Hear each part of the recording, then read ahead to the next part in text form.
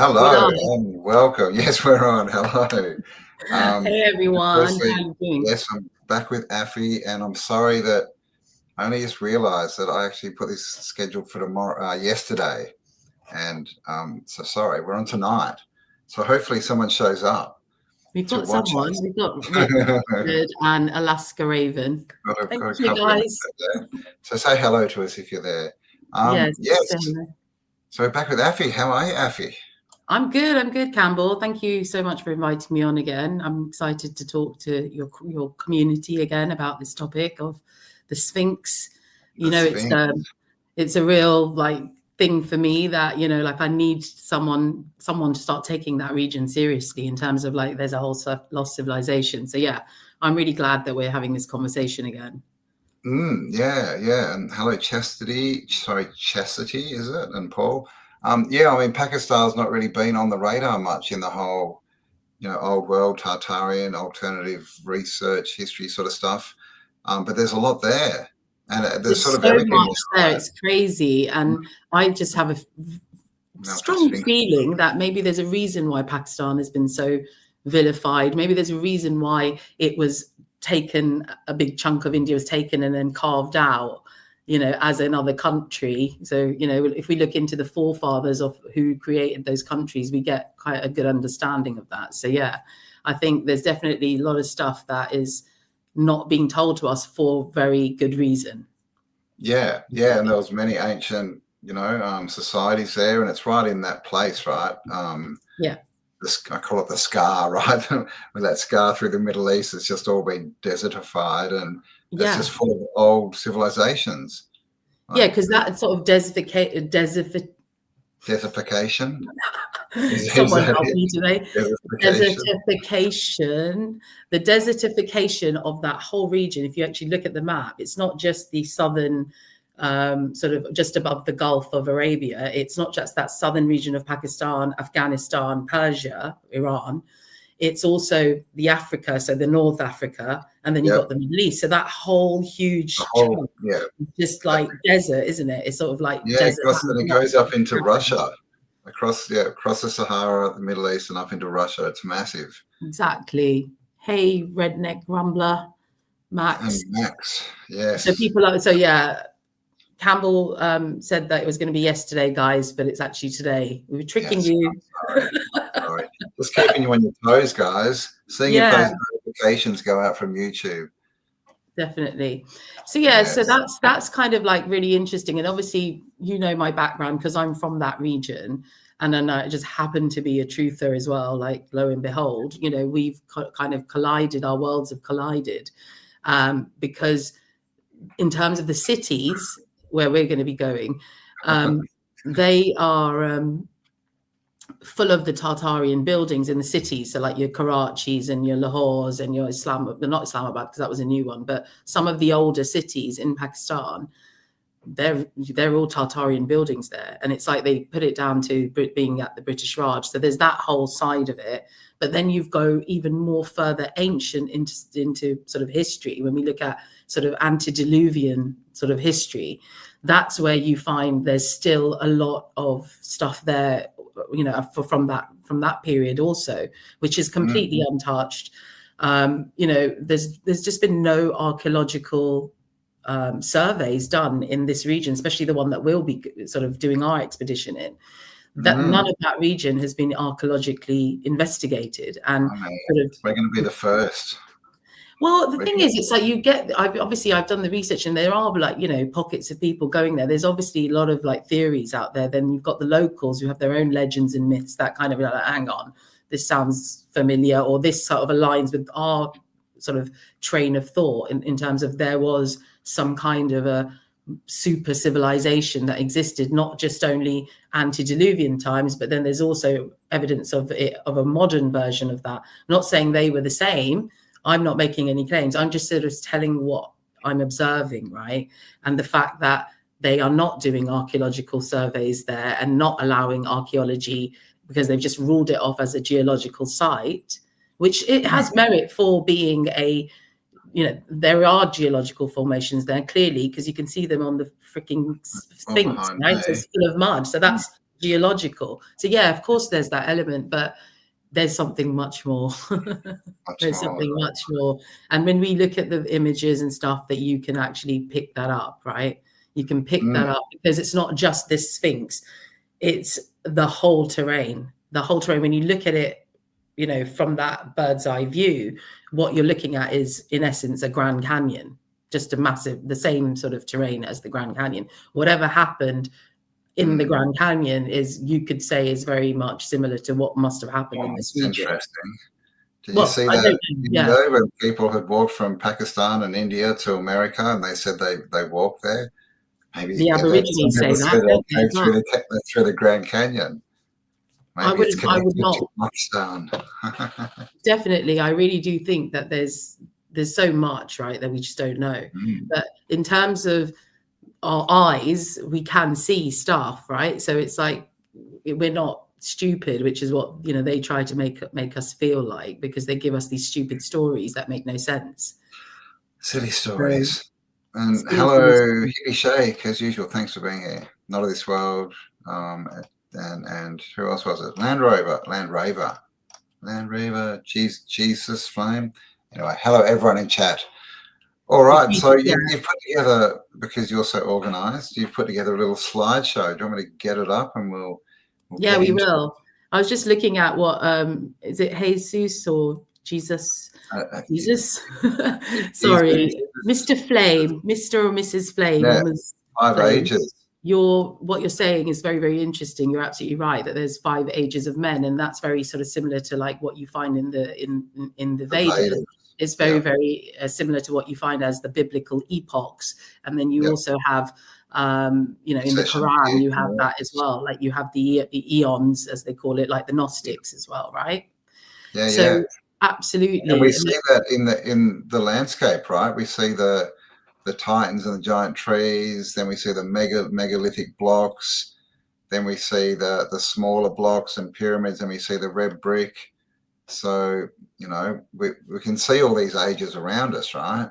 Yeah, absolutely, we can. But it's just like, what the hell? Like, why like they just make up these stories. They've created these divisions, and they've created these stories. They're doing it right now. It's just like, oh, God's sake, we let us go and look at for ourselves. So that's what we're kind of trying to do, aren't we? And that's what you do on your channel, is just look at the evidence. Yeah, but it's just looking, at the 3D world, right? At what's around us, rather than conclusions that, you know, those that came before us have made, and you know, then you put together with that, you know, who actually gets books printed and did back in the day, and who gets to put out movies, and you know, I think we all know it's kind of slanted, right, towards someone's point of view to believe. Very much. I mean, the best way, you know, when I was doing my research, when I've done my research into this, is like, if you can't just look at one body of data when you're looking at this research anyway, because for us to deduce like what potentially could have happened and come up with some theories, we need to look at evidence from all over the world, right? So when you look at things like artifacts, and then you're looking at them and you're comparing them, and you're thinking, okay, well, this is in Göbekli Tepe, but now we've got the same thing in Mohenjo-daro. Now we've got the same thing in, in the Grand Canyon. Now we've got the same thing in Egypt. You know, so we're sort of thinking, hang on. So there was a culture at some point, which, oh God, my batteries are going late, which was connected in some way, right? So what it shows is humanity always seemed to connect into this global, I don't want to call it an empire, but we do tend to, this globalization that we're seeing happening seems to be a pattern if you take history seriously, or even some of the events that have happened. Sorry, I'm just connecting my... Yes, and it was Gessius, by the way, like Maximus. Gessius Maximus. All right, I'm going to bring up this thing, your little slideshow. Yeah. And that's what's interesting, is the topic of the Sphinx, is the Sphinx kind of ties everything together, because you find the Sphinx all over the world, right? And that's what's interesting. Mm.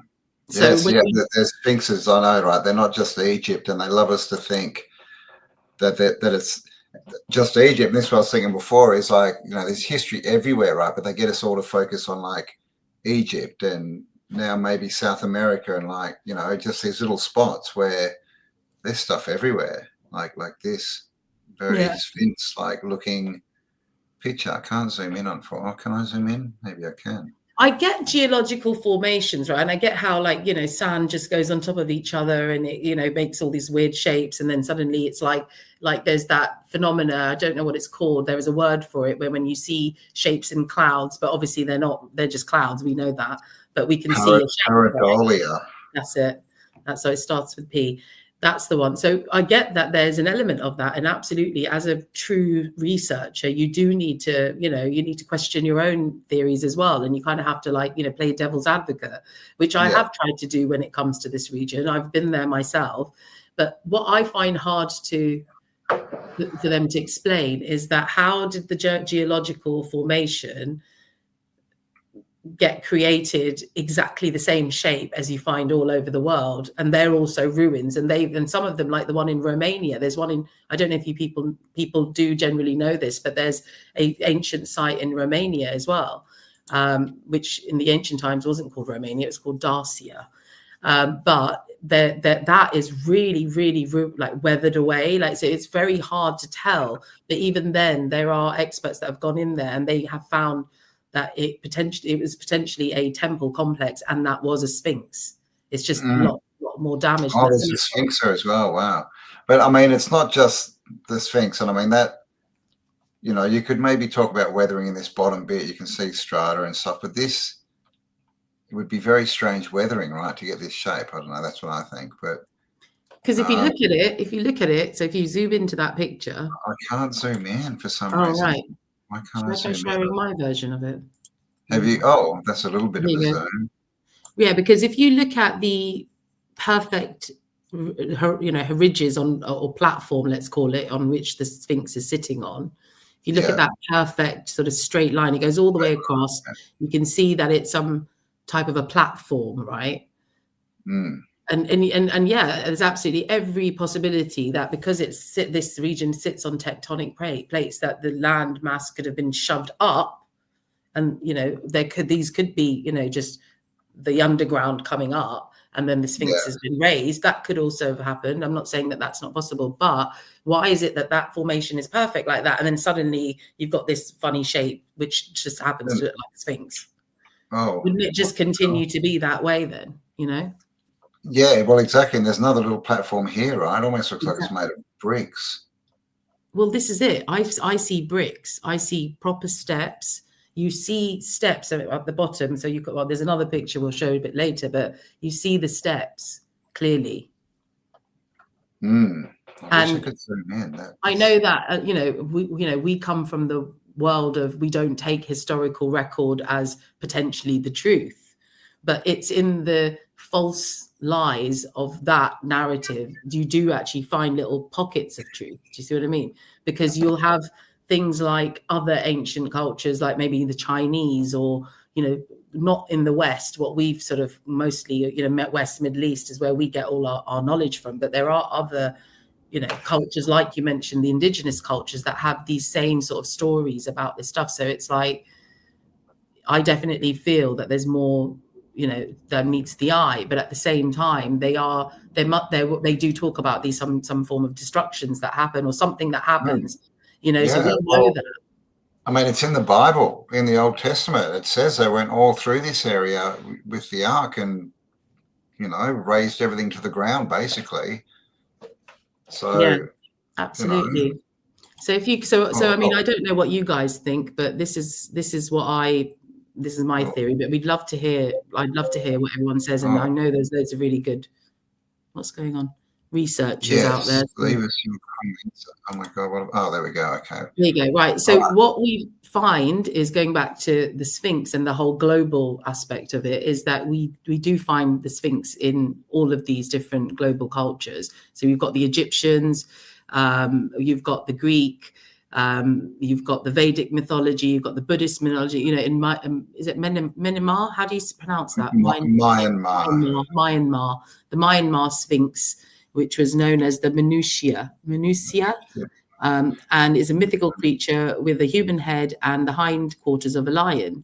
And it seems that all of these sphinxes in all of the cultures seem to hold the quality of a protective or being sent from the gods. So it's like some kind of a gatekeeper almost, but like a protective sort of It's seen as. always lions, isn't it? Even at the Forbidden City in China, they're not sphinxes, but they've got those weird lion things, right?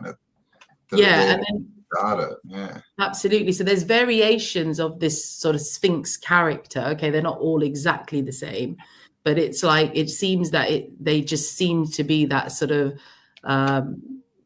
protective sort of symbol that's been used all over. So then you sort of start questioning that, okay, so if there was cataclysms and land masses were moved around in the antediluvian time, I'm talking sort of really ancient times, then there's a big chance that a lot of these cultures are just separated, right? So we know that the Aborigines, when you hear their Dreamtime stories that they have, they talk about how they used to walk, from South America to there. And, then you've got sort of people in Guyana in South America who look very Aboriginal or Indian looking. You've got the people that like the Dravidians or whatever you want to call them, the hunter-gatherers of India who look very much Aboriginal, So there was a time when I feel like this was all connected. And the fact that there's variations of the same sort of legend shows us that, shows us that they at one time maybe all were the same ideology. Do you see what I mean? Because I agree. It was worldwide civilization or whatever you want to call it, but they just all had their cultural takes on the different symbology, right? Yeah, I mean, there's this guy, I've taken a few clips from his research. His name's Babu something Mishra. He's very much of the theory of like he's sort of pushing the out of India theory. He's done some good work. He's actually taken the Sphinx and done some sort of work around, like just doing some research around that, and he's published some articles around that. He's not taken very seriously because he's not like an academic in that way, so he's a bit of a researcher, but he is very much pushing that out of India sort of theory, where he's sort of looking at the Sphinx in Balochistan, for example, and saying that you can clearly see carvings of Indian gods in there and things like that. However, DNA studies show something different. So there's lots of different theories sort of floating around, but people are starting to catch on to the fact that at some point this was all connected is the point. So here's a good sort of comparison of the Sphinx in Balochistan in the way the formation, the geological formation has happened, looks very similar to the Sphinx of Egypt, right? Definitely. And this Sphinx was around, obviously you can see on the date there, that's from the Roman period of like 1 AD. So it's not like it's not like old really in that way. What I mean is that it's continuation. The symbol just seems to have continued throughout human history. Definitely. So there's more reason for me to believe that this site that we're going to be sort of going to is definitely a lost world site which had a Sphinx, and it was a temple complex or something along those lines. Yes, and yes, guys, we're going to be going here next year, early next year. We're still just confirming dates, but you'll find the link below if you want to find out more info. We're going to go out and check this stuff out. And like we said before, there's no like the state, the country aren't in here doing any digs, so you can actually get right up to this stuff. There's no restrictions, right? Yeah, so we will, and especially with the tour operators that we've sort of partnered with to do this, they have really good contacts, and they sort of we can go right up into these crevices and get our little brushes out. Man. I just want to get like a massive like a crane and try and smash that bloody Sphinx. Because it's like we'll find out if it's mud then, won't we? So it's like someone do something in mud for sure and see what's under there. Because look at it, this looks like a building, doesn't it? Like you can see the levels, you can almost see lintels, you can see like pillar type things or tower. I mean, it just looks like a melted or covered in mud building. It just does. And the pillars, if you look at the top, at the on the top, you can see almost like they're proper pillars and they're evenly spaced out. So it's just there's no way. I mean, there's nobody who can drive down that highway because this whole region sits in the middle of a really amazing coastal highway, basically. So you've got this stuff behind, and then the seas in front. So you've got the Arabian Sea in front of you. So this is all on the coast. So the southern coast. Now this is, it's next to the Sphinx. So that picture of the Sphinx that we just saw, this sort of building, well, I'm going to call it a building, is there right next to it, which looks a bit like, and you can you see some of these sculptures? Actually, this bit looks like there's a statue on the top there, like a and that one right there, you can see the statue. Definitely, that looks like columns, and over here, I mean, yeah, Paul, I agree with you. It definitely looks like a building. It's like it has to be a structure underneath, because it doesn't make sense, because the mud has connected to something. This mud, because they're mud volcanoes, by the way, all over this region. There's loads of them. There's one huge one where you can actually go right up to the top. Like I actually went to it, but I didn't get to the top. But you can, and they're pretty active, these mud floods. So it makes sense if that one of these mud flood volcanoes has exploded and just covered the entire region. And I mean, that's kind of what it looks like, doesn't it? I mean, we have so much evidence for volcanism, right, in the past. So they say that the Great Flood, some theories say that the Great Flood was actually caused by volcanism, which was just super volcanoes in the sea just going off and just causing a massive cataclysm or pole shift, or whatever you want to call it. No, man, going off like a frog in a sock. Yeah, but look at the and so this guy, he's pointed out, like, he feels that there's an entrance there to the temple down here. Yeah, so can you see it's kind of caved in? See, like, it looks like a lintel, across the top, doesn't it? Yeah, absolutely. So it looks like there's something going on there in terms of the opening. Because if it was just geological, then why did it just leave that little hole out? Because there was obviously probably space there to do that. So it just doesn't make any sense. There's just no. Yeah, why didn't it get this bit that looks like it's just natural, flowed down, right? It hasn't got striations or strata in it. Yeah. Now this is what I mean. I'm not buying this. That I can't see the Ganesha, for example. I do see something like that other deity that they've put there, but I don't know what they are. But I definitely feel there are carvings in this. You can see them, and when you go there with the naked eye, you literally see them. Like you can't deny them. It's crazy. Yeah, I can see three, definitely. I can't see the Ganesh one, but definitely looks like something there, and then two on each side below him, right? Yeah, I mean, that's definitely leafy. That's definitely a theory as well. Look down here. Just look at the columns down here. This is the part I was going to draw your attention to, the left bottom hand corner, where you can literally see the columns. It's crazy to me. That is crazy. So these lines here, would you say that is the geological formation bit, or would you say that looks like to you the ground's gone up? Because that's the part that I sort of am like, is that still part of the structure, or did the ground literally go up? Because this region, this bit. So all the lines that go across, they almost look like sediments, don't they? Yeah, different layers of sediment. Yeah, that's what they tell us it is. Yeah, but it looks to me like structural, like because. Yeah.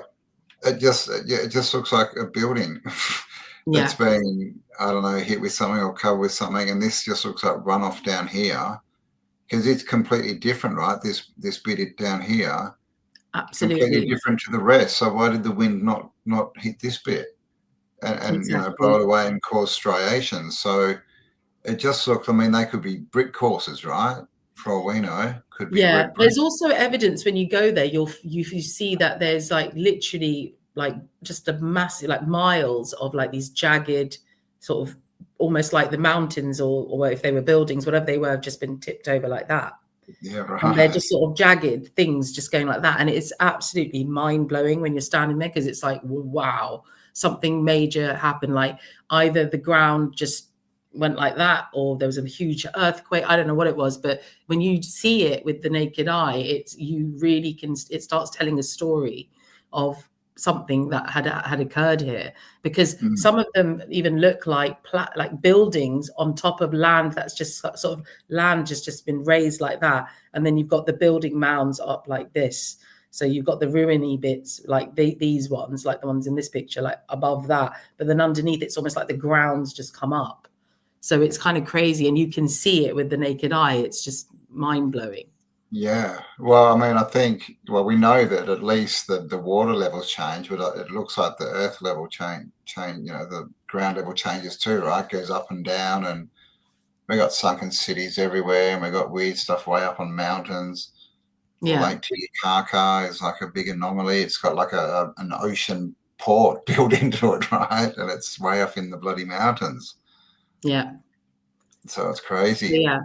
And when you're there also, you do get the sense of that this, although we can see this area now, there was a time when this area probably for a few centuries was just fully underwater, like as well, like the sea was much more higher and covering this, because we have evidence of that in terms of the Egyptians. So the Giza plateau, there's evidence now that it was underwater. And when you go back to that theory of these were all connected in this ancient time, like, I don't even think the sea was, I'm sure there was land, like, we were looking at the map the other day, weren't we, when we could see it.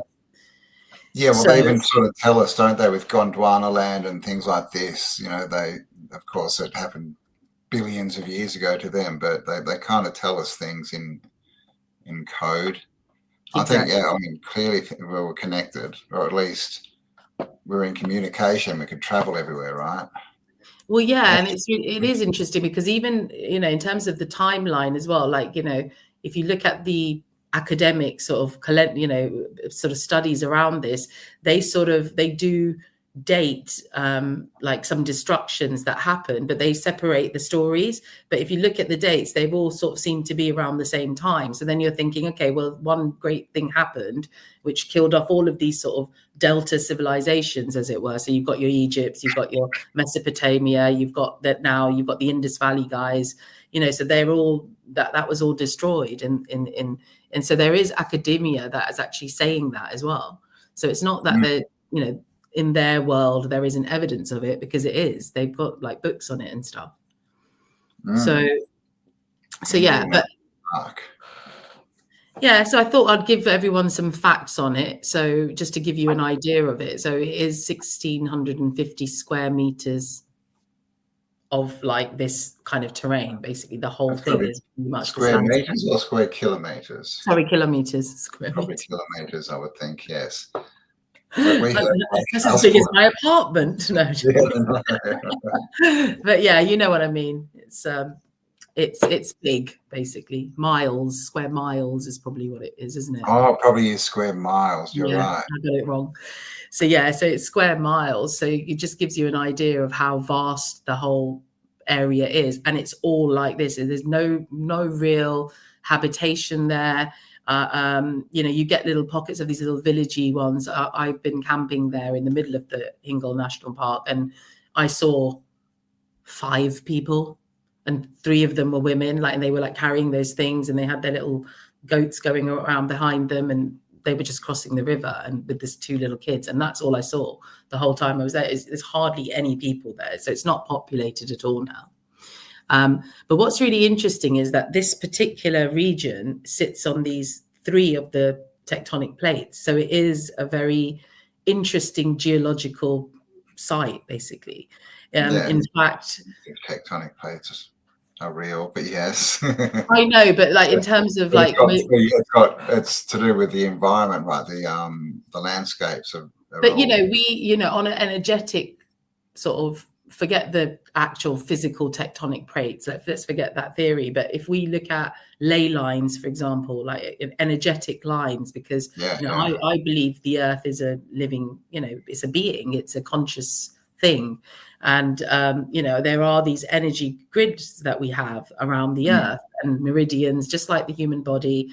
So from that perspective, it is very interesting, you see, because it's this particular region does sit on an area where it's kind of like a hotspot, like a ley line hotspot as well, which again then makes us go back to the theories that we're looking at the maps that you do of all the different, how everything, and Marianne's work, about all the different star forts and the geometrical shapes in which ancient sites and megalithic sites sit on. So that is also true of this site. So this site sits on one of those, so that's interesting. I It found. is. Yeah. I mean, the reason why I like to sort of use a lot of the mainstream stuff, because quite frankly, Gamble, from what I've seen, their own stuff proves what we're, our theories, quite frankly. Oh yeah. Do you know what I mean? So it's like, It does, they just say it in different words, right? yeah, absolutely. Words are Spelling. containers, as they say. Yeah. But yeah, so it's a really interesting spot. And what's more interesting is the fact that no one wants to investigate it in terms of the Yes. powers that be and why. And is there more going on? Like, last time I was on, I mentioned about the fact that, I've got a friend who's an archaeologist in Pakistan, and, he's actually got some grants and stuff from the government to just do some geological, ecological work, but he's found what he thinks is the entrance to a huge underground city, which then you're like, okay, that makes sense, because we found the same under the Sphinx at Egypt. Yes. We've got Göbekli Tepe, we've got, all these other places, all the Huyuk sites. Everywhere, underground, it's everywhere, right?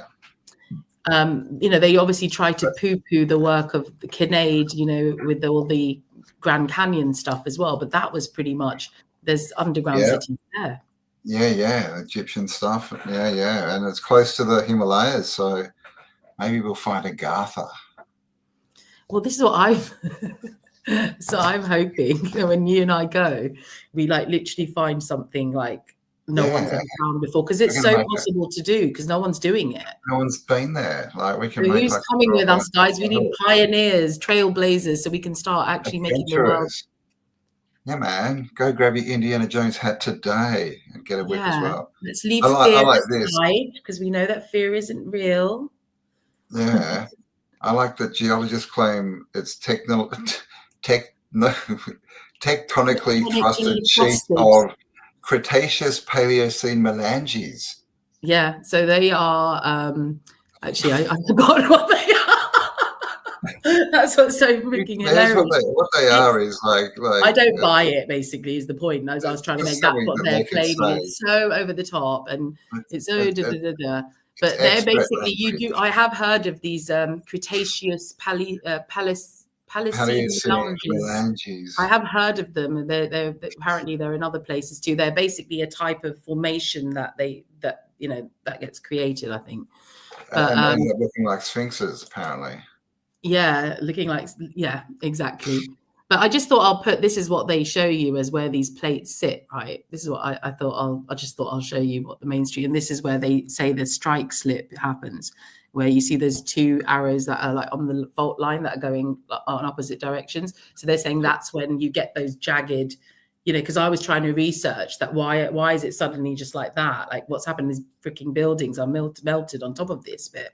So I was doing my own research, and then they were like, well, the earthquake happened. Well, okay, we know earthquakes do happen, so it's not that they don't happen. We don't know who's doing them. We don't know maybe there's people from underground doing them for us. I don't know, to create the illusion of them. We don't really know, other than the bullshit that they feed us.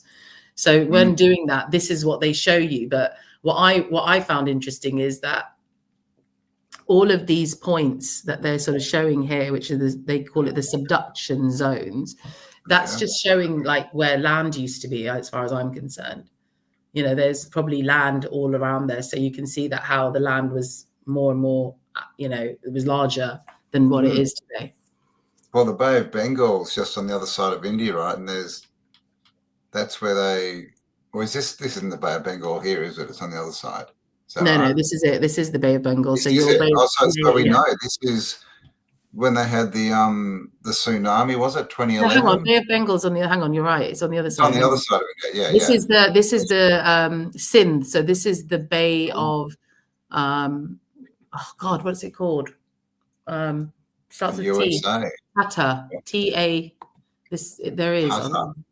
But that's probably full of sunken cities like the Bay of Bengal. Hang on, Sindh Bay. Right, the Bay of Bengal in 2011, when they had the big tsunami, basically emptied out, and they saw all these cities out there that were under the water. That's crazy. Which sort of ties into what we find in the the Vedic scriptures, and the Dravidian sort of background. They've got their own stuff going on as well, and their own stories. And then again, like I said, the Okay. Aborigines, right? They have a lot of stories that are connecting them. Right. So go back one slide a sec. What's that? That's a bit provocative. What's provocative? Oh yeah. We've got Get your big tits boobies out for the now. lads. Yeah, it's for the Get your lads. tits out for the Enjoy, lads. boys. That's a UK thing. We're not sexist. Get your tits. That's probably what they used to do in their temples. The only reason why I put this in here, right, is because, and this was I wanted people to look at it and then you tell me what you think, because I'm not making any conclusions. But the one on the left, you see, which is the Minoan goddess, right? So this is what you find all over Crete, this image, and that's who they used to worship, this goddess. We'll probably do another show where we'll go into the Cretan stuff, because I've done loads of research there and we're going to go explore that place as well. But look at the sigil found in Indus Valley in Mohenjo-daro on the right. Very similar. So I know it's not really, but it is. I just felt like it was very similar vibe of like, so maybe this was like, like I said, these are remnants of a one single global culture at one point who then, it's got split up, and then, they're not able to be around each other. So it's the survival of people who will make up, their myths and stories based on what they remember. And these are quite rhinoceros. Yeah, there's an elephant. This looks like an ox, an elephant, a tiger. Because you can see the lines in it. That's a tiger. It's got a big nose, hasn't it? Who knows? The nose knows. Yeah, Hippie Shake, I agree with you. I think there was this whole hydropower thing going on in the old world, because this is why I brought in the Crete and the Minoan goddess, because the labyrinth in Crete and all of those Greek stories, I feel like they were just power grids, right? And they were powered with water in them. And you see that all across England with all your big manor houses and all of this, and all the canal systems all across America. You see it everywhere. So I do agree that my own mind and my own way I'm seeing this is that these were, hydro-powered, global civilization.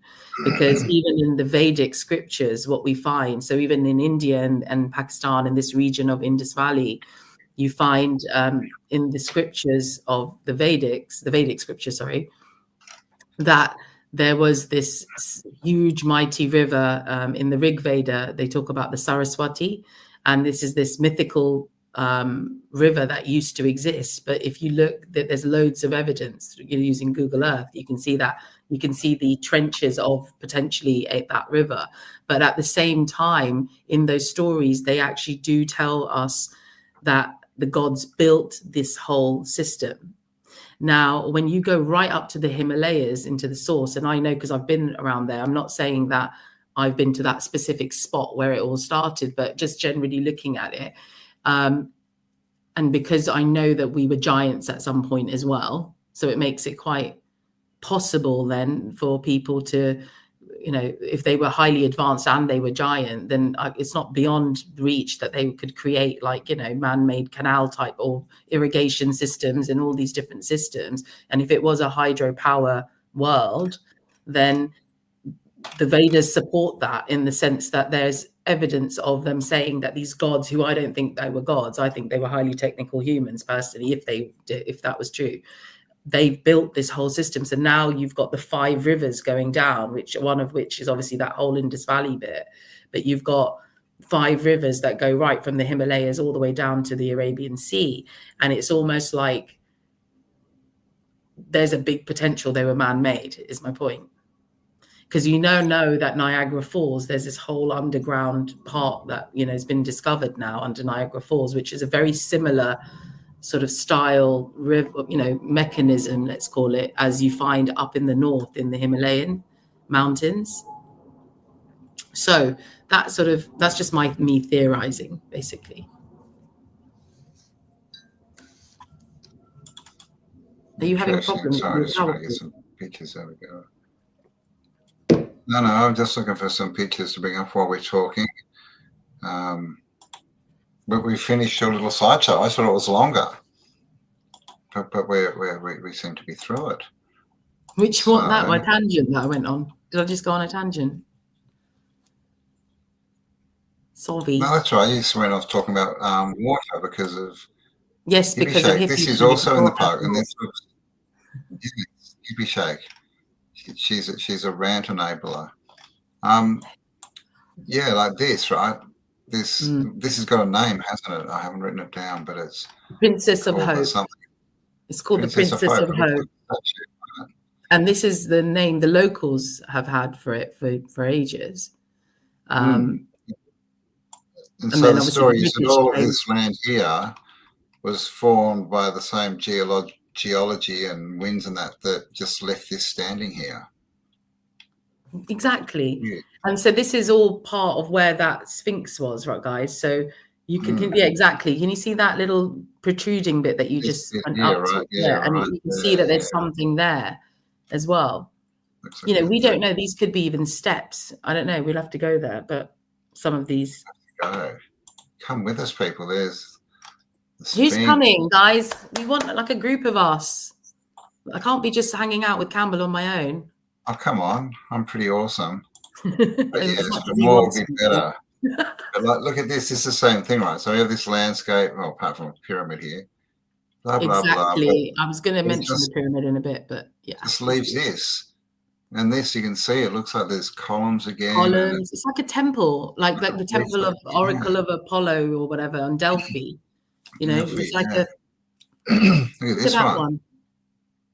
I reckon if we go there, I really want us. Can you see that little door on the left? Like I want us to go into that. There's a door on this. Yeah, that's it. Can you see the frame around the door? Yeah. It's right, like we're going in there. If we can get up there. We got to. Down here, like, look at these. They look like you can see through. Right? That's crazy. All naturally formed, apparently. And look at those. Don't they look like steps? Sorry, I'm still stuck on that last one. But sorry, yeah, coming up here. Those steps leading up to the temple front, potentially. Yeah. I mean, and over here, that looks like bricks. Look at this. That's what I mean. You can see them. You literally see them when you're there. Then we have this big thing.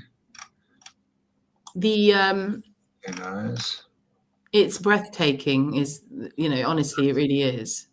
When you go there, because it's like you're like, whoa. Here's that temple again, but I mean, look at it from this. It looks. You can see the columns in there, man. It's like, how do they explain this with? Like they say the strata, the striations are from wind blowing, and then like these crevice bits are from water.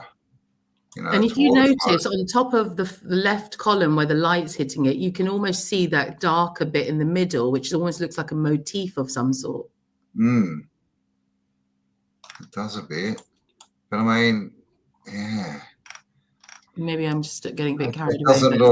It doesn't look. I mean, look at this. This is that road you're trying to look at this one. I mean, it's like a highway, right? And you're just driving through. You're like, and it's funny because I've interviewed some truck drivers, and they all say that every time we drive through there, we can't help it. We stop. We can't help ourselves because anyone who comes down this road stops, gets out of his car, and just stands there and gets back in his car, and then just carries on. And like, no, everyone's just ignoring it.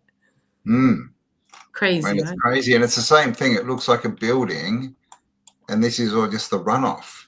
Yeah. Right, but the same question: why is this all, sort of clean and upright? And even this, I would say, is weathered, but all this just got left behind. It's like the mud's kind of. I mean, they could be melted as well underneath, and then the mud's kind of. It's just interesting stuff all over the place here, right? And some awesome here's some of the jagged mountains, which could even be like an old carcass of an old creature from the antediluvian world. Old dragon, titan, you reckon? That's what it looks like to me, like one of those, to be honest. There's lots of those scattered around. And then that kind of takes you into some mythology, which is... Hindu mythology around the Titans having the big cosmic fight, which you've obviously got in Greek mythology too. Oh yeah. with Yeah, I mean, well, it's even kind of in the Bible, little bits that they didn't throw out. And they say that, so the Hindus actually say that the one of the goddesses, her head fell on this spot, and then they've actually got a temple there. So there is a story of the Titans related to this site, is my point. I mean, look at this pathway going up here, but look at this. Like what? And then what I like better is look at the background. Look at this thing. I know. That's just mental. So you find a lot of those right on the top of the huge Himalayan mountains as well. And I've actually taken some pictures because I was the group I went with, they all thought I was crazy, by the way, which is normal when you're going with like NPCs anywhere.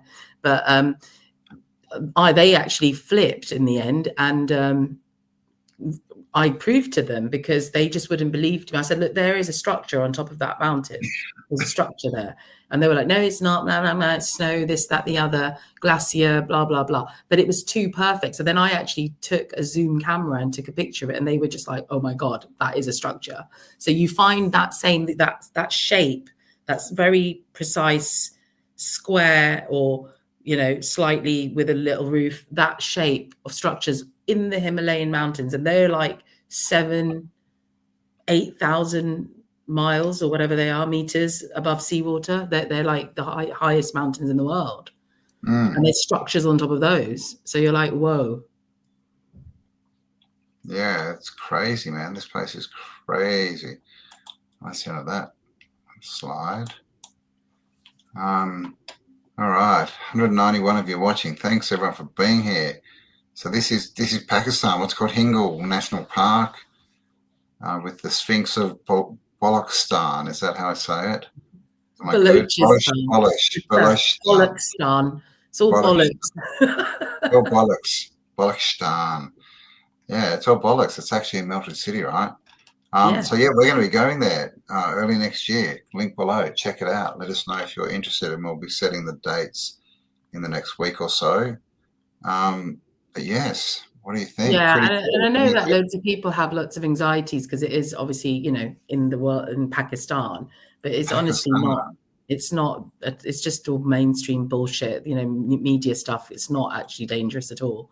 I've been there. I've been camping there.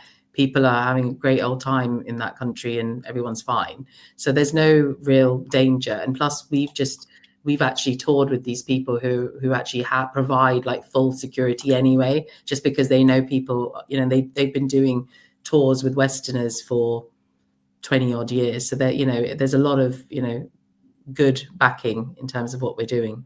Yes. Well, yes, everyone will be completely safe, nice accommodation, all accommodation transfers, food, all that kind of stuff, and good shopping, and the biggest fort in the world. Yeah, that's the Ranikot coat. I think we spoke about that one last time. Ranikot, yes. Ranikot. So this is the Great Wall of Sin. Is that how I say it? Is it Sin or Sun? Sind. Like Sind. Hindu, so it's Sindhu. Sindu. And it looks like I don't know, Star City, right? Yeah. Well. Look at that. Lots of star forts all over. In fact, there's a star fort just off the coast of Karachi, which if we go there, we potentially can get a boat and go out there, because I've done that trip. It's slightly treacherous, but, you know, it's for the ones who love the adrenaline, because you've got to do it in the time when the tide is off. Look at that. Yeah, I mean, I was just thinking, this looks like almost like an old structure, and they've built on top of it, right? Yeah. That's a nice wall. This one you can go right into as well. You can actually camp here. You can just go and set up your camps and just camp within that fort. Look at that. It's all brick. That's crazy. Yeah. See, this one I feel has very much I can't speak again. Achaemenid. What? Archimedes? Archimedes. I can't talk today, guys. I'm having a bit one of those days. But yeah, it's from that sort of Darius the First period, that sort of Sumerian King's List guys. Like, it's got that whole limestone feel to it, you know, similar to what you find in Sumeria. in the ancient Sumerian stuff. So it's got that same feel. So I think there's a lot of similarities to what you find in ancient Sumerian stuff and what you find in this region, and then right next door to each other. So, it's highly likely that they were all, together at some point and building and doing their empires, whatever they did. Yeah. And it's not all desert either. Like they're actually, we've only been showing desert pictures, but there's the cool stuff too. And it's actually, Pakistan's on the, what sea is it on? The Pacific, I guess. Is that right? No, so it's the Arabian Sea, and then it goes into the Indian Ocean. It's the Arabian Gulf. Of course, it's the Indian Ocean. I was saying Indian, but on our, what happened to our slide deck? You've gone rogue, mister. Campbell's gone rogue, everyone. I've gone rogue. I'm showing them the non-desert bits. He just wants to show them all the nice bits. Yeah, like there's cool stuff as well. There's all this, the domes, all the there's all the domes there, and the blue as well. I think I noticed the blue stuff. So there's cool stuff to see, and there's good markets, as you can see there. We're actually going to one of the, what are we doing? It's a famous marketplace, isn't it? Yeah, there's a Empress Market, which is basically an old Tartarian building, and you can literally see that the tower, it's like an old Tartarian tower, and then it's like melted into the ground. And then you can see that it's obviously sunken, the rest of it's sunken in the ground. And then, so they've just got the first row, I guess, which would have been the top floor, which is now on the floor, and that's a market. And then they've just got this huge Big Ben type of a like tower just poking out of the ground, and it just looks really silly, but it's a market now, and it's also, right in the center of Karachi city. So like I said, Karachi, Lahore, some of the older like Bhavalpur, there's like, if you go a bit more into sort of what we know as Harappan civilization area, there's all of these Tartarian buildings everywhere, and they just pretend like it was the British that built it during the British Empire. But I'm sorry, that doesn't look very British Empire to me. That looks like what we know as Tartaria. Definitely. It's the same stuff everywhere, right? So there's definitely, I mean, look at that, We've seen that building before. In many places, right? Yeah, it's just like the Capitol building, really, isn't it? Yeah, and with this stuff at the bottom, like you see this design everywhere. And this takeover that happened, right, that we talk about, a lot, that the potential takeover that happened, the timelines match, because this was apparently built in the 1800s as well. Well, there you go. So it's perfectly aligned. The whole realm was built in the 1800s. By unskilled convicts, and apparently. And there's a reason, I think, why they just hide that area so much in terms of the narrative, and they've sort of just poo-pooed it as, terrorists there, or Islam, and they created the whole Islamophobia, and they've isolated Pakistan, because I have my own theory. I think that they're going to use them in this big whatever war thing they're going to try and do.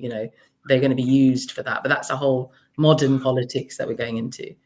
Yeah, I mean, what's going on at the moment is all constructed clearly. It's a story as well, to some extent. But that's right. We're gonna, all the peeps, right? All the good people. We're gonna have like, they're not really guards, but people looking after us the whole way and taking us around. Like, it's not like we're going into a country and not knowing, what we're doing or anyone there. So.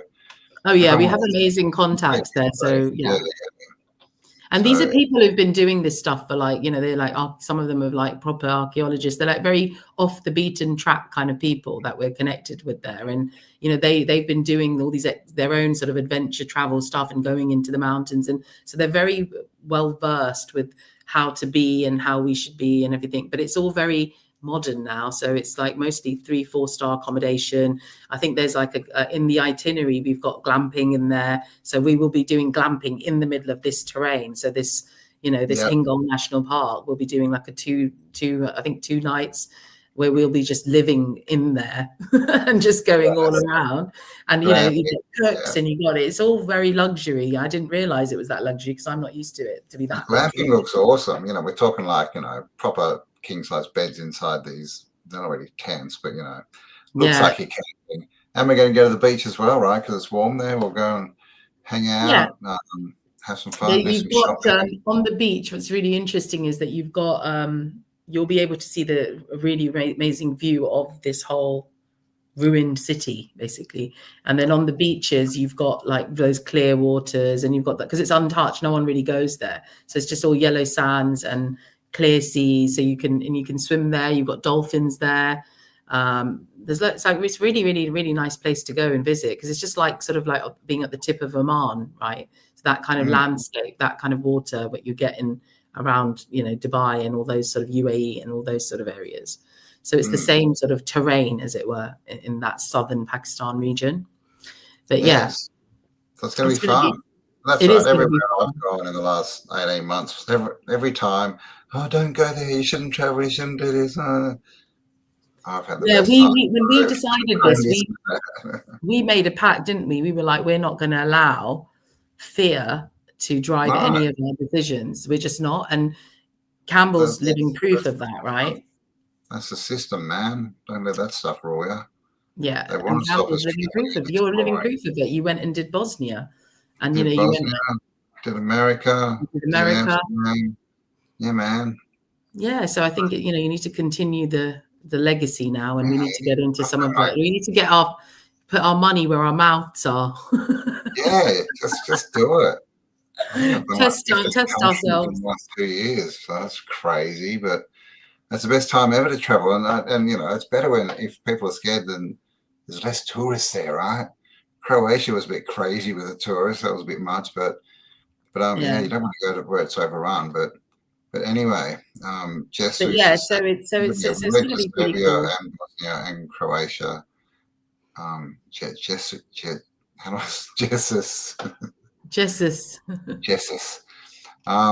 So yeah, link below, guys. Go check it out. There's an email in there if you've got any questions, whatever, and we'd love to see you there.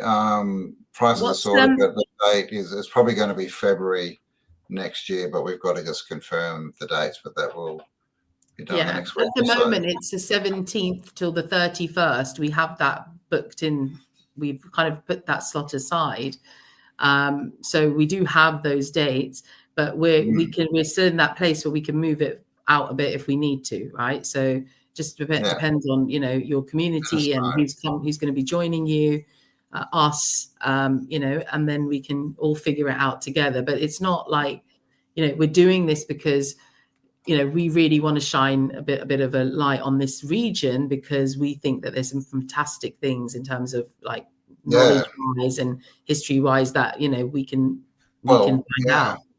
We're going there to check it out and do it anyway, and we just figured, well, let's see if anyone wants to come along with us. Let's open up because like Afi knows someone running a company that can provide it all, but and we're going to film it, like get a doco going. Like this is the real stuff. This is like Indiana. Like it's not like Egypt where you go and you've just got to stand back and have some guy tell you the story. You're not allowed to touch anything. This is like we can literally go climb on that Sphinx. So and the thing is, we wanted to make what I feel that there's a real lack of being someone in the truther community, as it were, is you've got like a lot of grifters around, right? You've got a lot of these people that are pretending they know all this stuff, and and it's all like money making stuff, really. But you don't really have. I would rather spend money and go on a tour with Campbell and actually, hear the kind of stories and the alternative histories than go on, one of these. Because I was supposed to be going to one in Egypt. And like in Egypt, it's so lame because the government you have to take you have to have a license. Yeah, and you have to take their guide. No, you can't do your own. So the guy that was we were going to be doing it with, who invited me, he was saying that, look, Afi, we're going to have to let him do his thing. And then I'm going to take people aside because he's like us. And he was like, then I'll say that, well, actually, that's what, and give his version of it. So it's like. They have to get a license. And if they go off track, they lose their job in Egypt. But when we were in like the Balkans, in like Sarajevo and a few other places, you'd see these people and they'd all have headphones on and they're all walking along in a line and there's someone at the front like telling them what this building is and what it's really embarrassing. So it's embarrassing, isn't it? It's actually embarrassing when they're saying like the mainstream history and you're like, okay. okay, dude, Yes. you know, sort of thing. Come with But us. It'll be much more fun. If you need what's some also adventure in your life. yeah, but what's really also interesting is that I don't know if you've got those slides up there that I gave you. You weren't doing very well with those slides, were you? Oh, was it? Well, that was the one that I got. That was the one that Yeah, you you sent just me. sort of went off thing.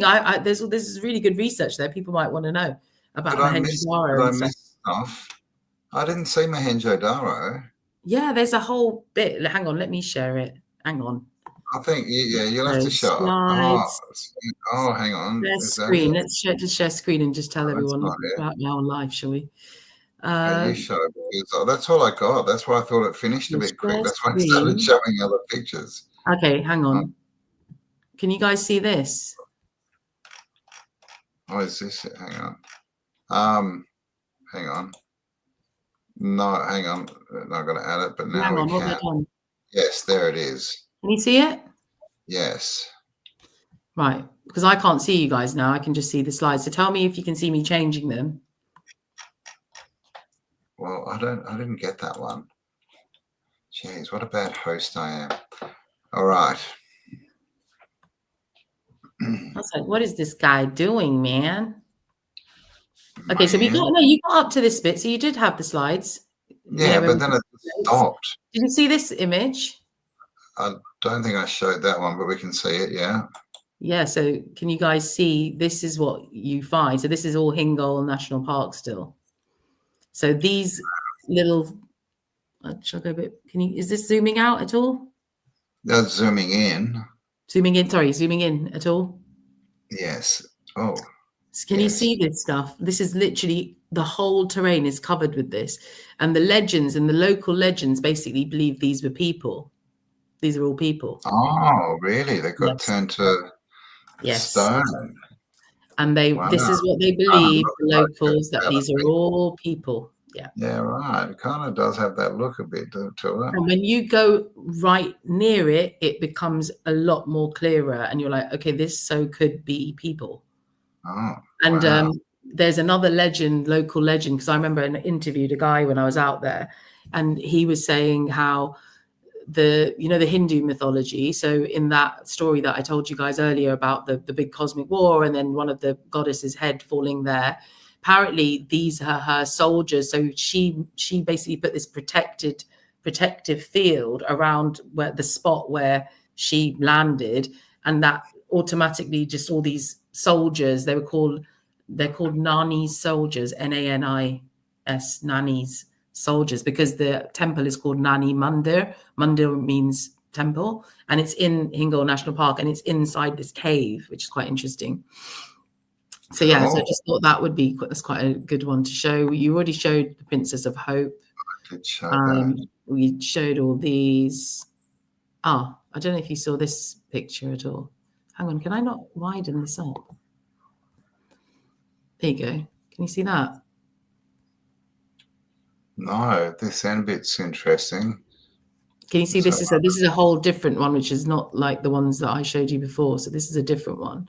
And again, what I feel you can see some form of like it looks like a dome.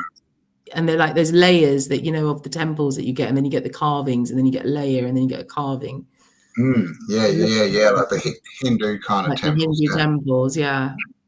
And then obviously you've got this whole ridge behind you, which you've got this protruding bit, like almost like we have apartment blocks and stuff.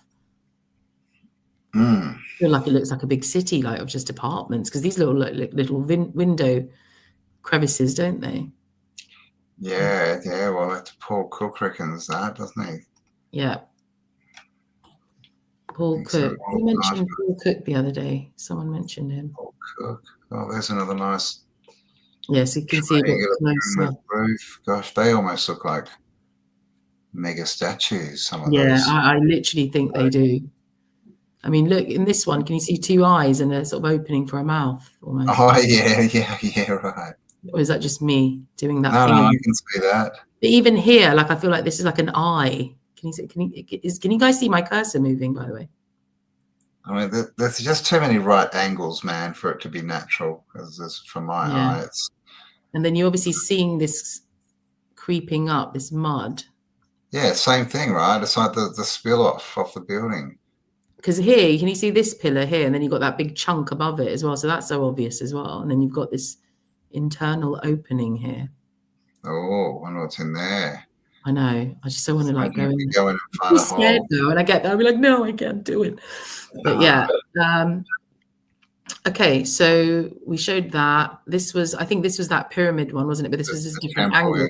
Because I wanted to show you guys the angle of this sort of side as well, because there was a bit of, but even in here, you can, I don't know, just feel like there's more. But these, to me, blatantly look like steps, like stairs, almost like. Or a big foundation. What do they call them? Yeah, platform like thing. Platform buildings on, yeah. Yeah. Here's another one with the front. Can you see that sort of? Yeah. Almost like a triangular pyramid-y top bit. That bit's obviously missing. It's almost like that was building up to become that, but that little top bit must be missing then from there. Because that bit, you've got it there, but then it's kind of the same shape here. And then if you see, there's quite a big opening here on both sides of this middle pillar. So that looks very, very interesting to me. And here, it's like, yeah, jeez. See this bit here? What the hell's going on there? A little town or something up there on top or something. That's crazy. That's why we got to get out there, man. It could even be like, you know, what if that's an old Vimana, like, you know, those old ancient aircrafts. Yeah, the putting on top, because it could be one of those, because it's got the shape of it. Yeah, I've seen like a lot of the temples in India. They're in good condition. Look like they got Vimana or something sitting on the top of them, don't they? Yeah, I mean, this definitely looks from afar like a whole little complex of its own, doesn't it? Yeah, and petrification happens quick, mate. So yeah, so I mean, this from here you can see like the whole. This is a wider landscape of the Sphinx, where the Sphinx is. So just to give everyone show everyone that if here down here where the shrubs are, you can see almost like stairs going up, or again, like you said, platform, and then it all sort of columns all the way along here. So it's almost like it was like at angles, like a bit like, you know, the Vatican, you've got the two angular sort of pillars. And it's a temple complex, really. That's what it is. That's what the Vatican is. And it's similar to that style of colonnades. Colonnades. Yeah, the curved colonnade, yeah. So that seems to be a thing in the ancient past, where they have these curved colonnade sort of temple complexes. They're everywhere, man. Those curved wall, like, there are a lot in Europe. I saw a lot in the Nederlands, the Nederlanden, is that what it's called? The Netherlands. Nederlanden. Nederlanden. Well, their mythology is very interesting as well. So it all aligns with all the other mythologies that we read. Here's the temple that I mentioned to you guys earlier. The temple of the head. Yeah, so this is actually under this. But if you start looking deeper, I'm just trying to see if this is just weathering away. This looks like water, underwater, sort of, you know, when you get those holes made out when there's loads of water. Yeah. Like it was submerged, yeah. But then look at this bit here. What's going on here? Up here, yeah, that hole in the top there. Hole there. There's this little hole like bit there, and so obviously it was larger. So that's why I'm thinking that this is that antediluvian period when people were just larger, because even the entrances seem quite.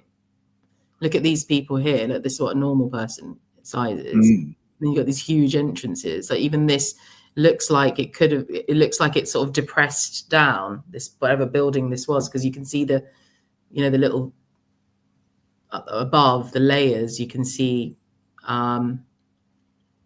Like actual structural stuff. So, you know, you can see like almost here, you got these 4 points here and this bit here, got these little crevices there.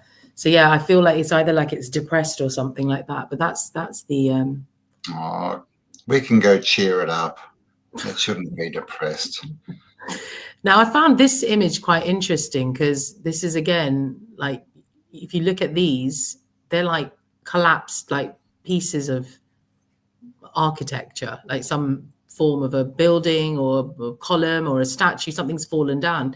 Because if you look at this, or am I just imagining that, guys? Well, I can't see anything, It so I can't see it what's looks like going a on in the blob. chat. I don't know. We'll have to go investigate it. Yeah. Okay. Let me go back to the slides. So you get these little oasis bits of, like, these little oases, all pockets of them all over the place. So, there's got to be some kind of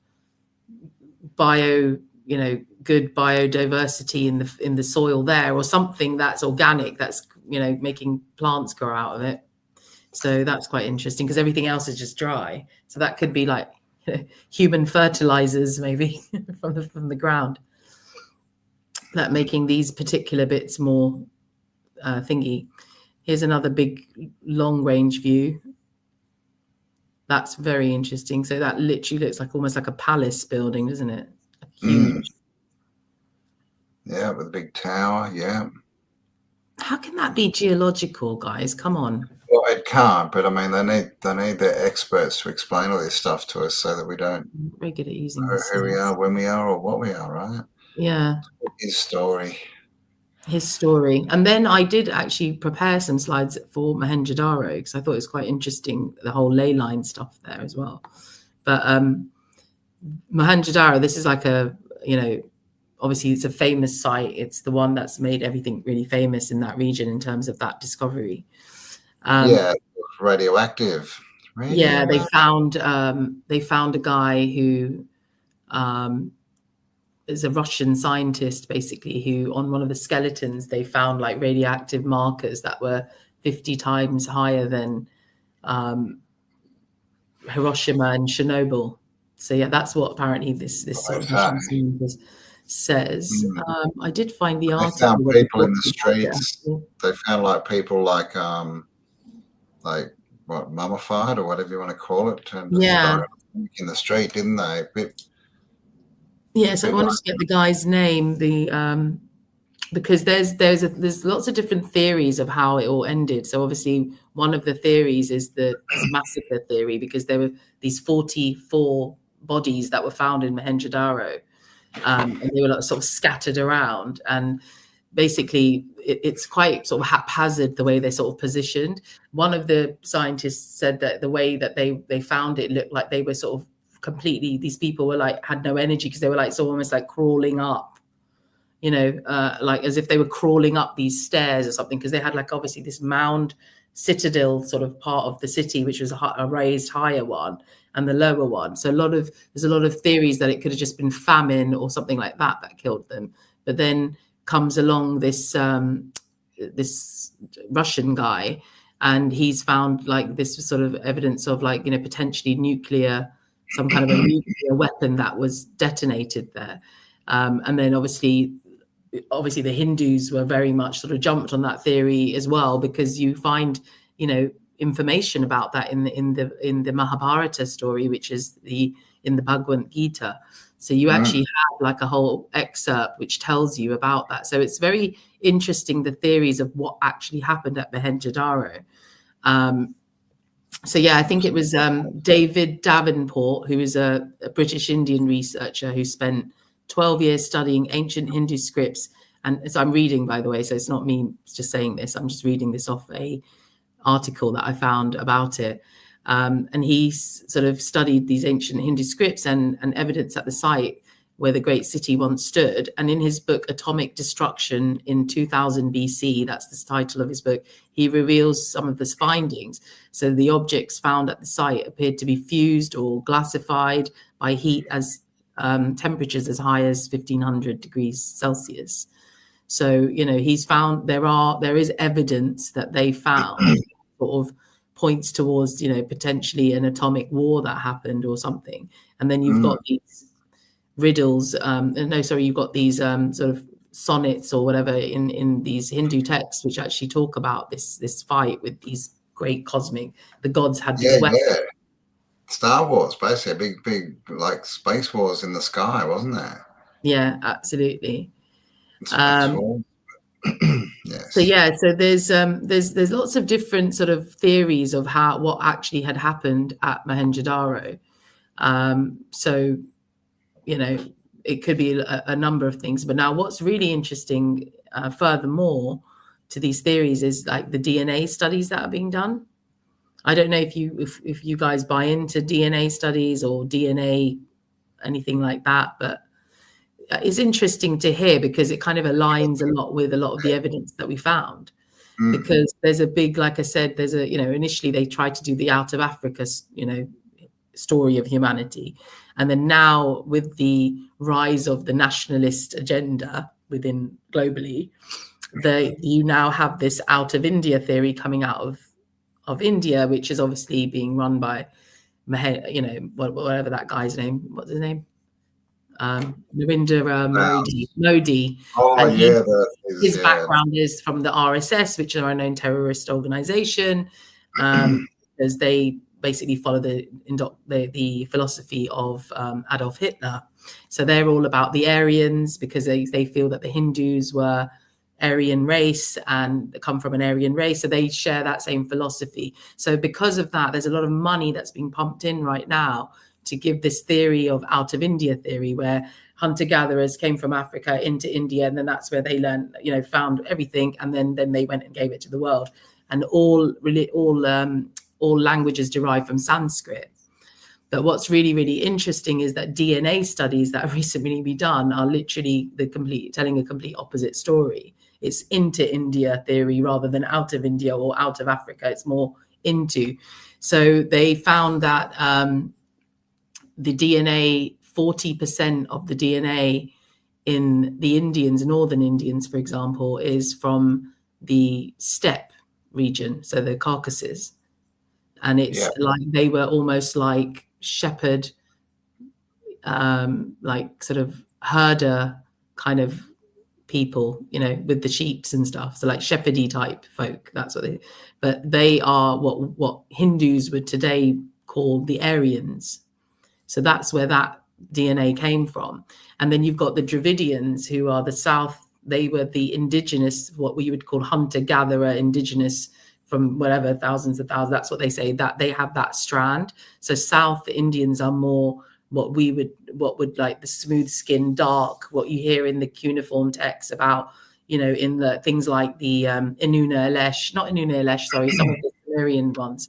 They talk about how, the Sumerian kings, they went and then they saw, and I think there's an Anunnaki story similar to that as well, where they, the big Anunnaki came along and then they sort of married into, the native women, and then that's the Bible story of the Nephilim, and it's the same story.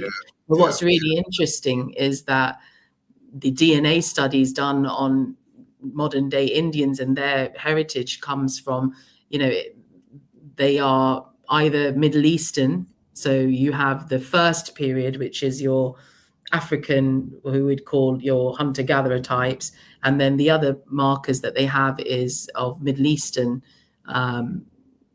sort of people. So like your Egyptians and all of that, right?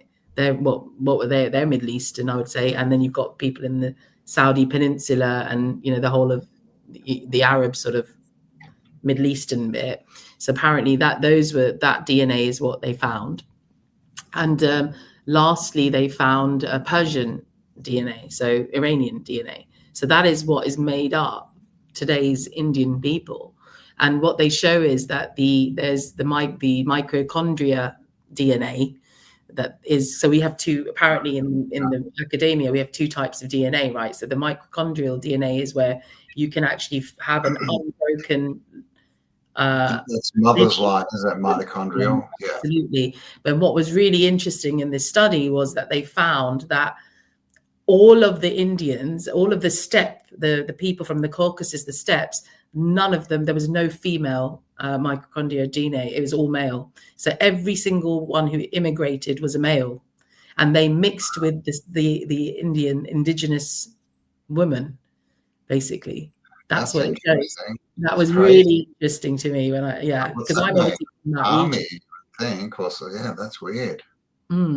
Because, and then what they further found, which was really interesting, is that the people, when they did DNA tests on the bodies from Indus Valley, they were very, very different to what the Vedic Hindus today are, their DNA. So they had a strand which was completely unique, and it isn't found in any other part of an Indian region today. So when you go back and trace, so if you do DNA tests, they don't hold that same DNA. But the only group of people in India who do are the ones who are still living in that Harappan Indus Valley civilization area.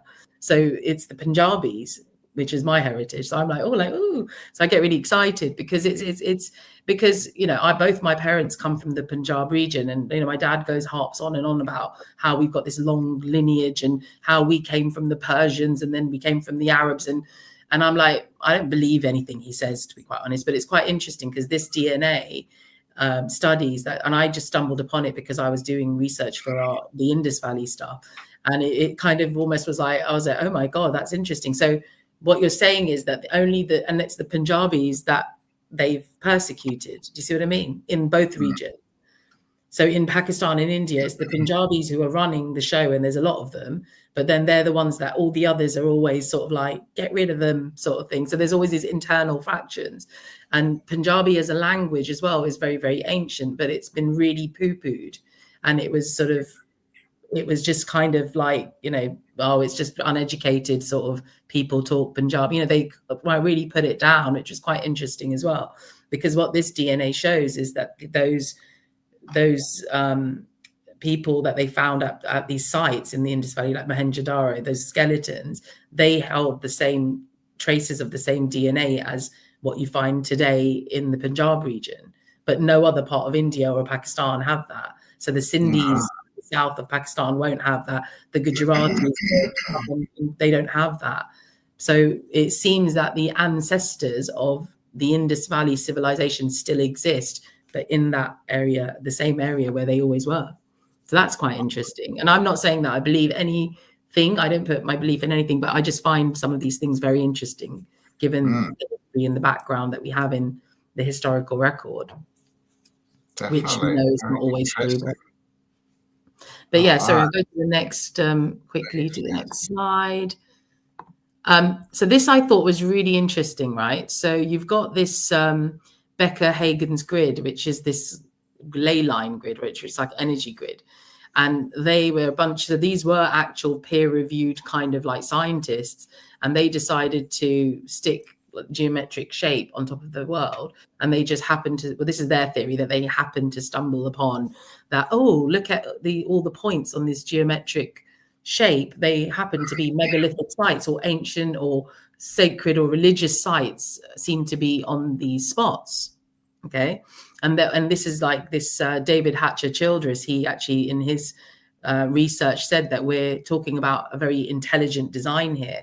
So basically, the whole Earth is organized based on, you know, the civilizations that built these were organized based on these energy lines, right? And they, in their studies, and then it carried on, and there was other scientists that came after these guys as well, who then took that study a bit further. And then they found that there were these 12 what they called the vice vortices. And these are these 12 points across the globe where it's like real concentrated hotspots of these energy ley lines where all of this convergence of energy happens. And funnily enough, number 5 on their list was Karachi, which is basically Mohenjo-daro, because they mentioned that Mohenjo-daro was that site. I mean, Karachi and Mohenjo-daro are good like 5-6 hours away from each other, but it kind of is in the same vicinity in terms of the world. So I found that very, very interesting. So, because every time I've gone there to this region, like I have definitely felt like very, very potent energy. Like I have, and I've mentioned it to other people before I even got into this sort of study. So that's and because I am a spiritual person and I have sort of gone down that road where I now understand these things better. And now, I've gone to, I go down to Glastonbury quite a lot as well, because I know that there's low lines there. So now I'm sort of, that's part of my practice. I now understand that, oh, okay, this is one of those sites where there's potentially like, maybe there were codes for me, right? Because I have got ancestry from there. So maybe that's why I've been drawn to this, to try and uncover this, because there's activation codes that are going on. So from that perspective, there's all that, which is really interesting. Let's go jump through the portal. Exactly. So I think there are portals there, and I don't want to sound like a crazy loon, but that is what I think is going on down there. Portals have been coming into our consciousness recently, haven't they? Yes, they have. And I'm glad we're doing this talk after the portal that we've just been through in terms of the Yeah, astrological. well, I saw the blood moon. I was out on the farm, and Yeah, the moon disappeared for 2.5 hours. yeah. It We just didn't see that. disappeared. That's amazing that you saw that. I didn't. I tried to see it, but I didn't see any of that. Yeah, it was 3 in the morning or something. But yeah, because it was an eclipse. But the moon came over, or whatever came over. I think it was the sun over. I don't know. And then it stopped, and the moon disappeared for 2.5 hours before it came back. Wow. Yeah. It's pretty cool though when you witness this stuff though, isn't it? Because you're like, okay, it's all real. Like this stuff is happening. There's weird stuff going on, man. It's very strange. Yeah, it is really strange. But what's really cool is that with this portal, in terms of like the significance of it, it's, you know, there's a lot of confusion going on in between. It sort of mixes things up. And then I knew they were going to do loads of shit during this period, which they did. And, you know, all the things that are going on in the world are going on. Well, and it was then you come out. 999, wasn't it? Exactly. So there you go. So you've got your 999 stuff going on. And we saw what we saw. But then after that's all ended, there's also this clarity that comes out as well. So I think I feel like I'm very clear on what my personal journey is. Like I'm really passionate, for example, about this stuff that, you know, this work that we're doing together. And it's about putting, you know, removing myself with all those narratives that are going on, and then utilizing that same energy to direct our highest fun, as it were, or highest, you know, experience, as it were. Yeah, so I kind of am excited about the fact that we'll be going to this particularly energetic hotspot of the world. So that's another thing to look forward to, I guess, Campbell, when we're out there. Maybe we can do some maybe some ceremonies or some kind of ritual, or do maybe some sound baths, because I have organized that, you know, in some of the evenings. So especially when we do our camping in Hingol, I've arranged for us to do some kind of a meditation in one of the evenings where we can actually all get together and do some sort of sound healing and things like that, and just vibe with the energies of the land as well. Awesome. And I mean, it's bad, you know, we spend so much time looking at stuff on the screen, right? It's much better to get out there in person in the 3D world and touch it and smell it and have conversations about it. Yeah, absolutely. And also more than that is just us all getting together, right? That's another thing. Together, for sure. Exactly. And it's just bringing the community together. But, you know, even within the community, you have these different fractions of people who have different interests. And I know that one of my interests is, as much as I've learned about astrology, I've pretty much, as you know, done 20 years of studying the, you know, Quranic scripture and all these holy scriptures, and studied like Greek mythology and all of these, you know, stuff. Like I've done all of that. But at the same time, it's like, that's my passion. But then I've learned all this other stuff. But my real fun thing that I love doing is, you know, discovering all these different archaeological stuff. Like that interests me. And within the community, I feel that there's not, you know, within our whole overall truth, the community, I think it's nice to be able to have that and not go on a mainstream tour to the same place. I'd rather go with someone like you guys. So I think that was sort of our idea around it, also we can have all like-minded people. But yeah. Some more pictures, guys. So this was this is actual pictures of excavation at Mohenjo-daro. Now, we never know if they're real pictures, but they supposedly are. So this is what they were doing. Now, they've actually not gone as deep as they could do. So there's more to find at Mohenjo-daro, which they haven't found. And this is interesting, going back to the hydro theory, because, you know, they've got the Great Bath there in Mohenjo-daro. So when you go to the ruins, you know, some of the key sites one of them is the Great Bath that they uncovered there. But then you've got like all this amazing irrigation systems and stuff as well, right? But what they found is they go further down, it was too much water underneath. So they couldn't actually dig any further. That was interesting. There's always water down there, right? Yeah, and if you can see in one of these pictures, it actually shows a pump, because I think they're trying to pump out a lot of the stuff. So that's quite interesting in terms of our theories, that there's more than meets the eye. Even now, after doing the basic excavations, there's more to find, basically. But yeah, I mean, Cool. there's lots of artifacts that they found, so that's the good thing. And this is why we have so much information about, what's going on. What was potentially what that civilization was like. So, I just thought I'll show some of the artifacts that they've discovered from there, because some of them I think are quite similar to some of the other ones found around the world, like the sigil that I showed you guys earlier, like this sigil. So this is found from the Minoan civilization in Crete. And then this is a sigil that was found in the Indus Valley. Now, I know that these two are not similar, but I just feel that this sort of symbol of, the two almost snake-like, or horns, you want to call them, whatever you want to call them, because it could be anything. But even the hands, the way they're sort of placed, to the side as well, something about it was just it just made me feel like to me, it resonated, that it was kind of similar. Here's some more underneath here, so you can see some of the Indus Valley script. That's really interesting. So right now they're actually trying to translate that, and they're not having much luck.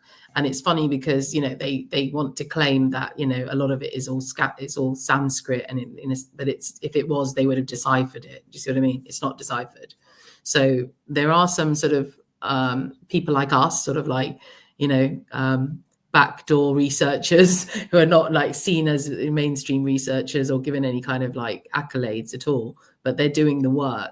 And there are some interesting finds that they're coming up with, where they're finding that the Indus Valley script is quite different to like the Persian script, for example, and also the Sumerian stuff. Yes, they're saying it's actually not similar, but then that's where the Sanskrit bit comes in. But what I feel like is that if you look at the Rig Veda, when you read that text, which is the earliest Vedic text that we have, they are very similar to the Sumerian text in terms of the terminology, the kind of themes that they're talking about. So it kind of looks like an extension of that same culture and religion to me. That's just to me, and that could be right, that could be wrong, but it's like, for example, the whole Zindavesta stuff and the Agni, the fire. So the Zoroastrians, they also have that sort of fire element. That's their deity, is the fire deity, which is what you find in the Rig Veda as well. So that's interesting. But then when you go to the further text, they're very different. So that brings us back to sort of look at, okay, well, it could be that the Hinduism we see today and the Hindu culture that we see today is a mixture of coming down from the steppe region, which they were already already following sort of that Zoroastrian type of culture or religion or beliefs. And if the DNA is showing that these guys migrated, something's happened where just the bloke have just come down, and then they've just got with the women, and now they've created this new civilization, which then turns into this Indus Valley sort of civilization. Do you see what I mean? But they've also got hunter-gatherers from the so it's like that. So it's really interesting because everyone's trying to make a claim on this Indus Valley civilization. The Sumerians and the Persians are, and then you've got the Hindus and the Dravidian sort of cultures, and saying that they were all Hindus, basically. They were all following the Indian gods, and the pantheon was the same and all of that stuff. But when you look at the text and the fact that they can't decipher it, that just raises questions for me. Yeah, cool story, dude. Here's the family. This guy, I think his name was, I can't remember his exact name, but he was the first sort of the British archaeologist that started looking at Mohenjo-daro. Here's one of the little famous things that they found, statues that they found. Now, I find this statue, again, looks quite similar to, like the ones you find in the Sumerian on the walls, with the beard. Yeah. Very similar. Yeah, that's what it's got the beard and stuff on it too. The sort of small forehead. I don't know what that thing is on his head. Is that supposed to be his third eye? Right? He's a flathead. What's on there? That's like the sun symbol almost, isn't it? Interesting. So like, maybe it's a pre-halo. His ears are like that as well, though. It's quite funny. Interesting slit eyes. But yeah, very similar to the Sumerian stuff I found. But I also, for some reason, I felt like it reminded me of a bit like the Easter Island statues. Oh, the Maui. Yeah, I don't know why it did. It just did.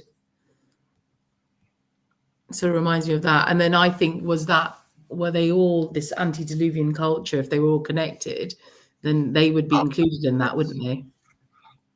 Yeah, I think we've always been connected, up to the resets, and it takes a while to get reconnected. And this cycle, they're doing their best to disconnect us, right? Yeah, exactly. This is an interesting one they found at Indus Valley at Mohenjo-daro as well. So this is the dancing girl statue that they found, which is really interesting because she's not really wearing many clothes. So what does that tell you? So that's interesting. But what you noticed? Yeah, I mean, it's kind of got that Aborigine vibe, African sort of vibe to it. Yeah. Because you've got a lot of African tribes, don't you, that have this sort of jewelry, with the ivory stuff. But what's really interesting to me, because I know the region, so where we're going to be visiting, that whole region is called Sindh. It's the province of Sindh, which is spelled Sindh. And the women in the Sindhi culture, which is the same, pretty much similar culture to what you find in Rajasthan in India, is these huge, they to this day wear them, these huge sort of bangles. They're white bangles. They go all the way up their arms, and they still wear them to this day. So this shows. Right. They do that like in Thailand as well, but they wear them on their necks as well. Yeah, but this up the arm one is a very specific thing for in Sindh. Let me see if I can find a picture of it. Sindhi, if you do Sindhi women bangles,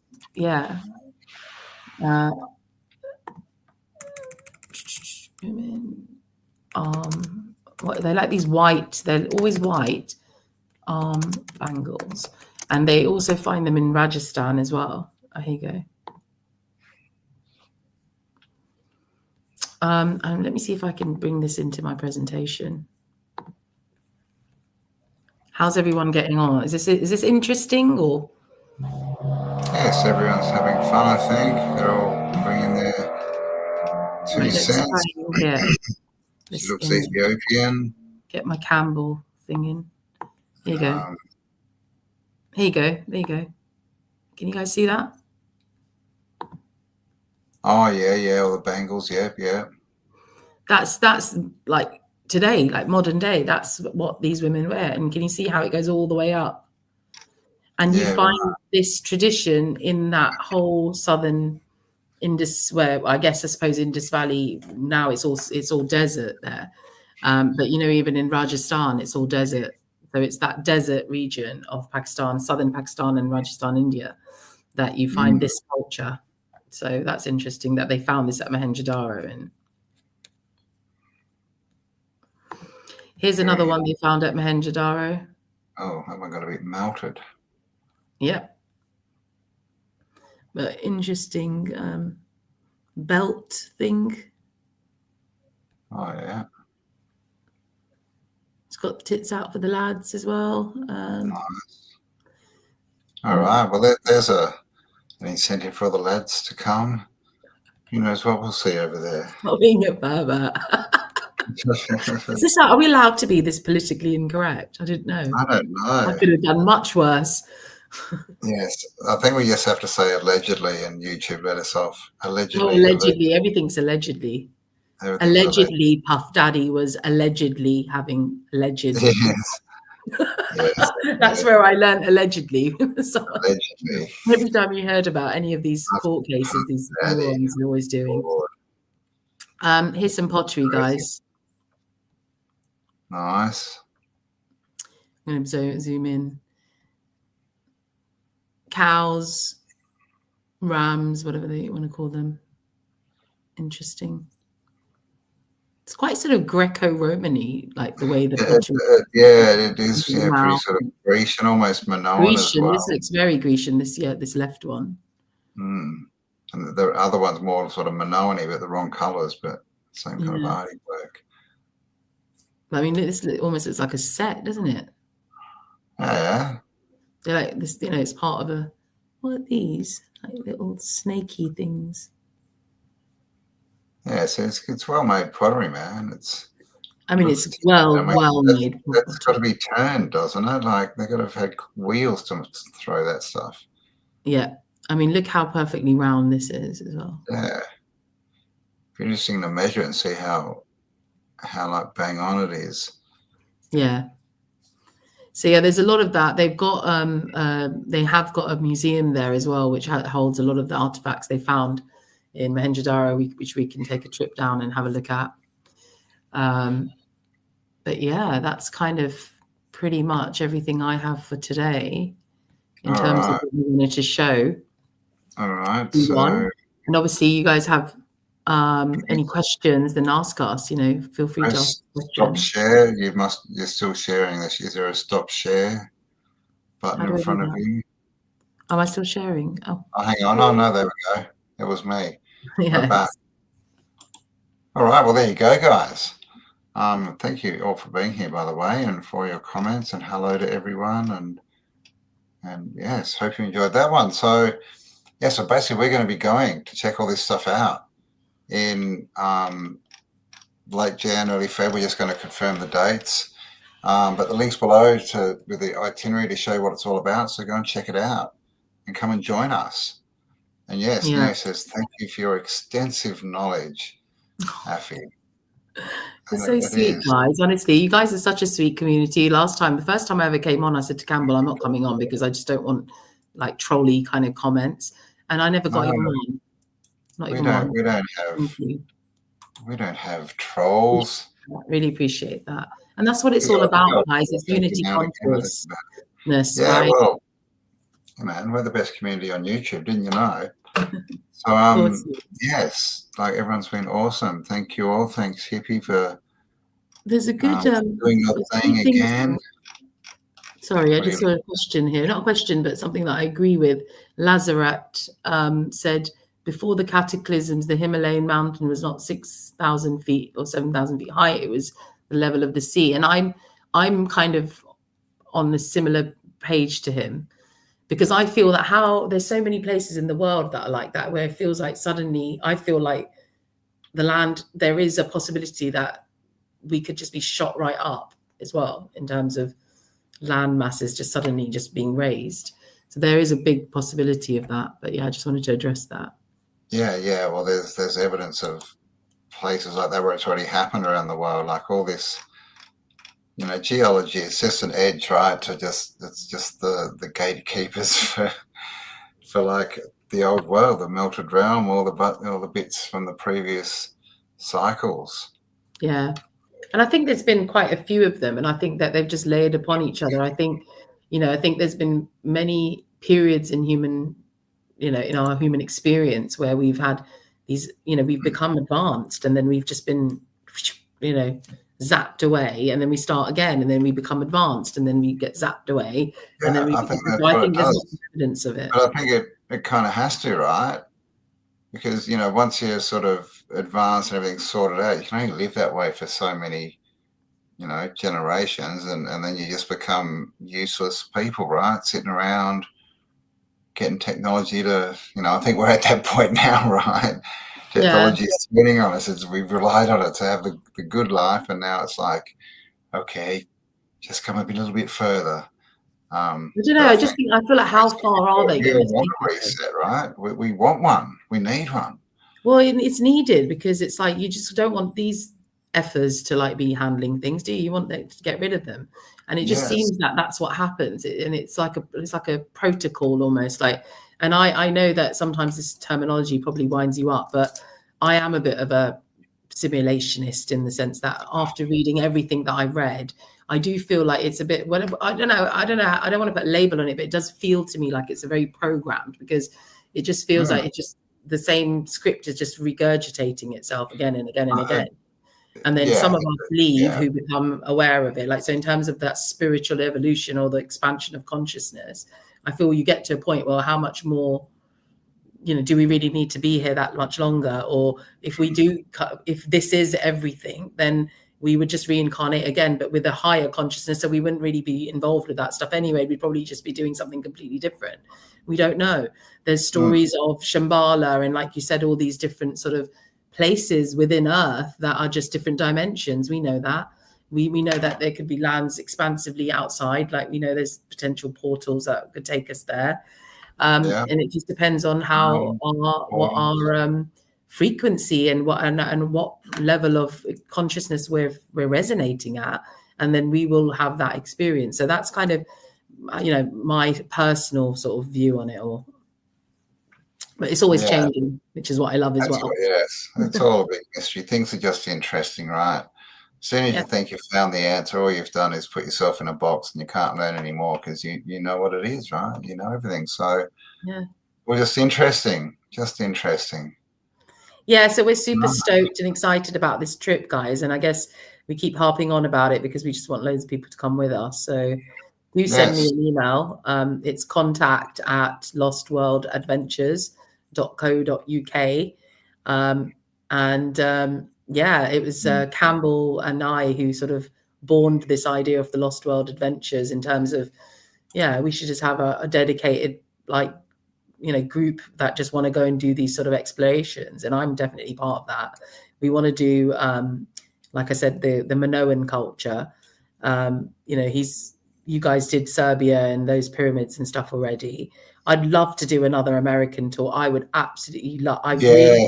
Central America would be awesome. The Caribbean stuff, whatever. So I definitely would love to do that as well. And I mean, another Balkans one would be cool. There's the UK, guys. Remember we talked about that last year as well. We did. It's just that the UK is descending into madness at the moment, and it's very expensive. But we can be on the board for like a couple of years, but there's a lot of places that are still good to go now. Not Indonesia, what's it called? Where oh my God, my brain's gone. Malaysia, Indonesia, Cambodia. That's the one we spoke about. That's got some really temples cool there are off the roof. I need to go. I need to do that one. It's still good to go. So that's all up in the future. So we're going to get this up and running. Come and join us, and then guys, get saving. Let's do it. Let's all save our money and go to this fun trip together. Yeah, get your Indiana Jones hat and let's go digging. Get your little axe pitchfork thing. Yeah, I want to take the metal detector as well. So we're gonna hire some shit when we're out there. I've got to get one. We bought gold panning pans the other day, so we're going to go and gold pan in the river. But then we realized that you only get like 10 cents worth of gold, so we're like, no, we need axes and shovels and. I'll tell you what, there's loads of abundance of in this whole region is crystals and stones. So that's another thing. You find whole mountains of these amazing crystals that you get there. I know that the land that I have up in north. That's it. Yes. You got. What was the? Oh yeah, you get aquamarine. Is native to North Pakistan, which is actually quite expensive, but that's right near the land, and it's like you can see the veins of the miners, and the miners, they're like locals. They go up there and they're like in their way mine the stones and the crystals, and then they just bring the lots out and then just put them on the ground. So if you're really into crystals and you come along with us, we can definitely explore buying raw crystals. I've done loads. I've got quite a few of them. I don't know if you can see that. You can do it and get it all sent back. Yeah, I've got this amazing smoky quartz as well from there, which was like a raw one. But black tourmaline, aquamarine, topaz, I think labradorite and serpentine. These are all native to that whole region. There's loads, amethyst, all of them. So crystals are another big catch for me. So there you go. There's 1,000,001 reasons to come. So check out their website. There's an email on there if you want to contact us, got any questions. And we'll be back in a week or two, and we'll show you some more of undiscovered Pakistan. Like we'll get into some of the other places we're going, which are very cool. Lots of temples and Tartarian stuff and coolness. Beaches. The world's largest necropolis. Largest fort. So it's going to be awesome. Yeah, Right, amazing. Mia Guys. wants to see your rock collection. You want to see my rock collection? I've got some. Hang on, let me find something. Hang on. Oh my gosh, she's going to do it. Oh my God. He did say lol, and she's run off to do it. Yeah, I haven't had Pakistan. I'm not sure what Pakistani This. food, but I'm guessing it's like Indian. This, guys. Okay, that's cool. What's that? This Smoky is citrine. Oh, it is citrine. Wow. Okay. I know. I don't know how I managed to get this massive chunk of it, but I do.